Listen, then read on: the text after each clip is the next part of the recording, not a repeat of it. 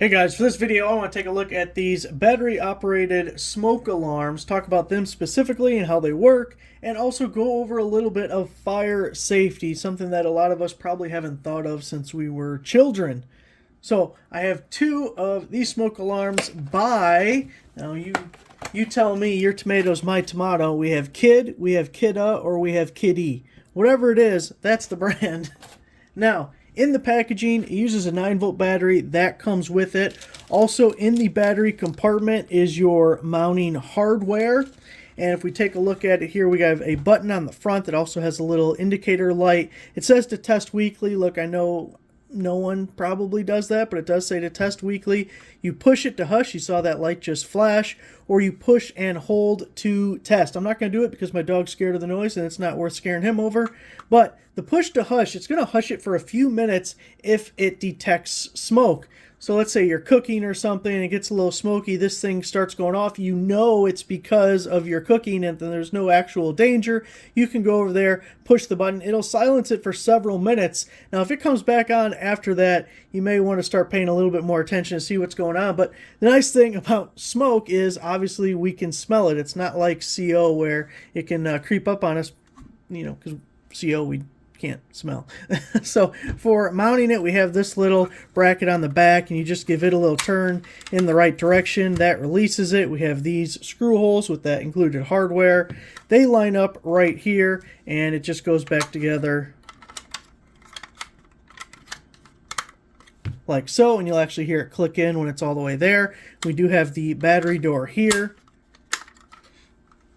Pop open like so. You can see I already put the battery in there. Make sure the red tab is pushed down because you won't be able to close the door without it. If that thing's underneath the battery, then it's nice and easy to take out later.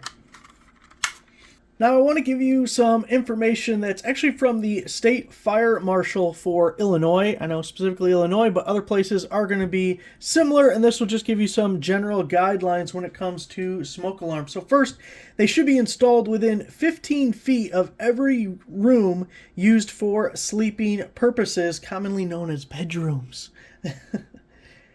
Install at the uppermost ceiling of each interior stairwell. Smoke alarm should be installed on the ceiling at least 6 inches from the wall or on a wall located between 4 to 6 inches from the ceiling. Now, specifically for a landlord-tenant situation, a couple of things you want to be aware of is these are UL listed. They have the UL marking on the back. It's also on the packaging.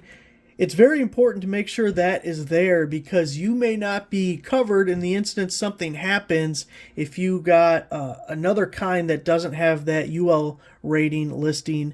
That could be a problem for you. So if you're going to go through the procedure of putting in smoke alarms, make sure you get ones that will actually cover you if in the event they were actually needed for something.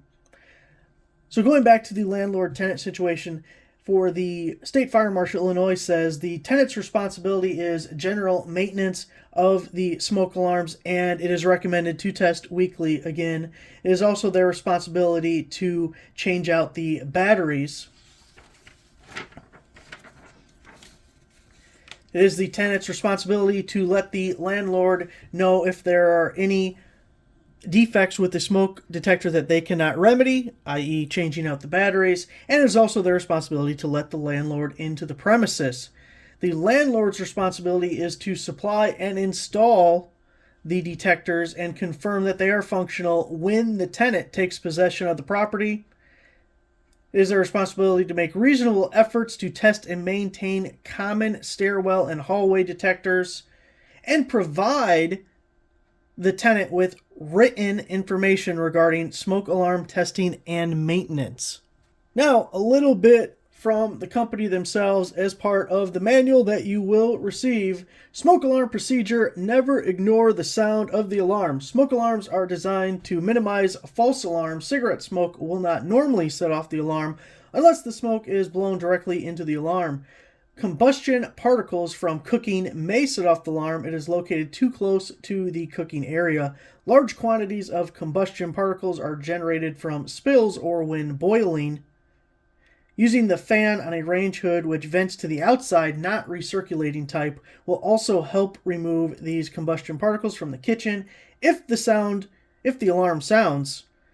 Check for fires first. If a fire is discovered, follow these steps. Become thoroughly familiar with these steps and review them with all family members. First, alert small children in the home. Second, leave immediately by your escape plan. Every second counts, so don't waste time getting dressed or picking up valuables. Next, in leaving, don't open any inside door without first feeling its surface. If hot or if you see smoke seeping through the cracks, don't open that door. Instead, use your alternate exit. If the inside of the door is cool, place your shoulder against it, open it slightly, and be ready to slam it shut if heat and smoke rush in. If the air is smoky, stay close to the floor. Breathe slowly through a cloth, wet if possible. Once outside, go to your selected meeting place and make sure everyone is there. Call the fire department from your neighbor's home, not from yours. Don't return to your home until fire officials say that it is all right to do so. So there it is. Smoke alarms, smoke detectors, a little bit of fire safety information. Thanks for watching.